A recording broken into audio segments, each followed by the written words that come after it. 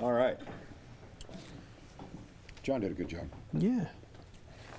Segment by thanking the Kentucky Association of Marriage and Family Therapists because they have provided the expertise of Dr. Eli just about every Thursday for the last couple of months here. Well, for quite some time. It's been more than that. How long have you been on, Doc? We're starting our second year, buddy. My goodness, that long? It's incredible. Well, you've missed a few, but I'm glad you're back. Yeah.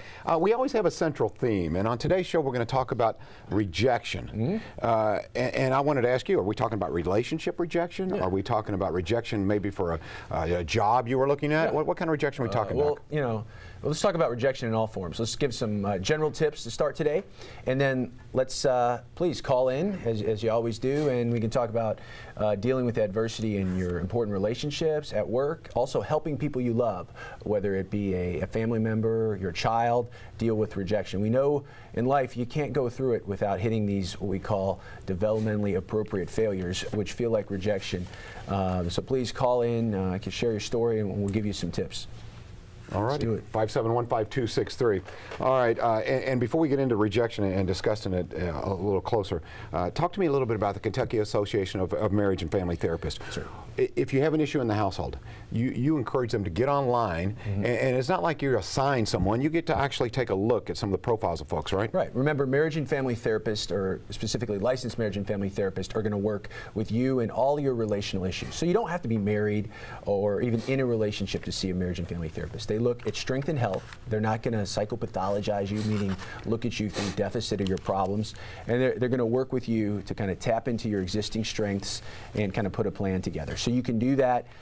Find a licensed marriage and family therapist. Over 400 in Kentucky, most centrally located right here in Wave Country. You can go to www.therapistlocator.net, and what that's going to do is give you access to all of the marriage and family therapists. You put in your information, you will get the profiles of the therapist, and then you can look on there, find a therapist that matches, call them up. Any marriage and family therapist should be able to give you about a 5 to 10 minute consult on the phone to see if you are going to be a good fit for them, and then you have your appointment. I love that. All right, let's talk about how to handle rejection, how to cope with rejection. I know that's a theme today, and I think we all experience it at one time or another. I remember there was a point in my life when I had this job that I really wanted, and it was kind of sort of promised to me, and anyway, it got pulled out from under me, and it just wiped me out. Yeah. I mean, when you're really goal-oriented, if something like that happens, it can smoke you. Let's talk a little bit about that. So the first tip, you want to kind of be realistic in the sense that sometimes what we're shooting for is not realistic. A lot of people, young people right now, are applying for colleges, and they will have schools that are in their reach, and then they'll have some that are a little out. And if you are not realistic kind of in your goal, sometimes you set yourself up for a harder fall and experience more rejection. So you have to be realistic in your expectations. And number two, plan ahead. Think of the various outcomes and results. And that doesn't mean don't be positive, don't think that it's going to work out, but also plan ahead, because if you only have one outcome in your head, if you are rigid in your thinking, whether it be around relationships or a job or something coming up, you can set yourself up for further rejection. So have some multiple options. And then three, going along with that, don't put all your eggs in one basket. So often on our segments we talk about balance, and meaning when I think of balance, I think do you have appropriate intellectual, creative outlets? Do you have appropriate social outlets, good people in your life? Do you have appropriate physical outlets, exercise? If you don't, if you got everything in work and you don't get that promotion, your sense of self is defined by that, who you are, versus if you have good friends, if you have family, if you have other outlets, if you experience rejection, you will be able to rebound quicker and kind of focus on really the positives in your life, in the sense that through every rejection you learn a lot about yourself. So, and we'll talk about that, whether it be a relationship ending or whether it be not doing well on a test or a work assignment. You learn a lot about yourself in the process. And other tips, next tip on there, let's see. Yeah, as I said, focus on those positives. Keep learning about yourself, this idea of self-discovery, and separate you from the event.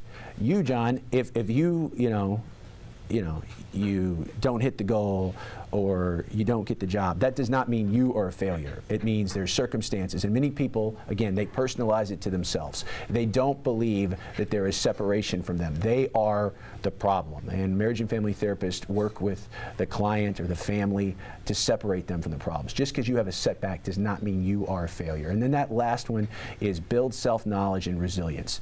You know, if we don't learn from our own history, as they say, we're doomed to repeat it. So even if you have an adverse experience or you experience a failure, what you learn about yourself in the process is very important so that you don't repeat that same thing. So self-knowledge, the ability to bounce back, even through adverse circumstances, is huge. So those are global tips, and certainly we want to hear from you, and we talk about specific tips as far as relationships and jobs and all that type of stuff. All right, 571-5263 if you have a marriage or a family issue.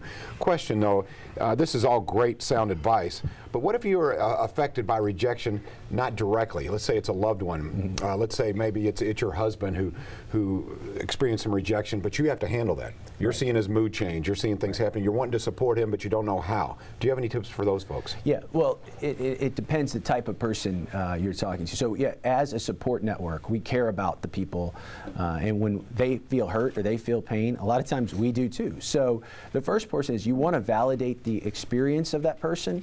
So there's a difference between, you know, some people practice tough love, or get over it, or, you know, do this or do that. So a lot of times before people can take that advice and actually move on themselves, they need to know that their loved ones can understand the experience. So if you can validate what it's like to feel rejected, to feel like you didn't do your best, that's the first step. And then the second step is not to help that person dwell in it, but to help them move on. But sometimes people can't move on until they know your loved one actually gets what it's like to be that way. I can understand that. That makes perfect sense. Coming up in the next segment, we're going to talk about relationship rejection. Perhaps you've been left at the altar, or perhaps you had your eyes on someone and they didn't feel the same way. They weren't feeling the same kind of magnetism towards you. Whatever the case may be, Doc will talk about that as well. And we're opening up those phone lines. Now, what kind of issues do you typically cover in marriage and family therapy? Really, all the above, right? Yes, marriage and family therapists, again, they're going to work with any relational issue, whether you're figuring out how to stay in a relationship, how to exit a relationship, or, as we're talking about today, it didn't work and you want to learn about yourself so you don't make the same mistake. Yeah. All righty, we have a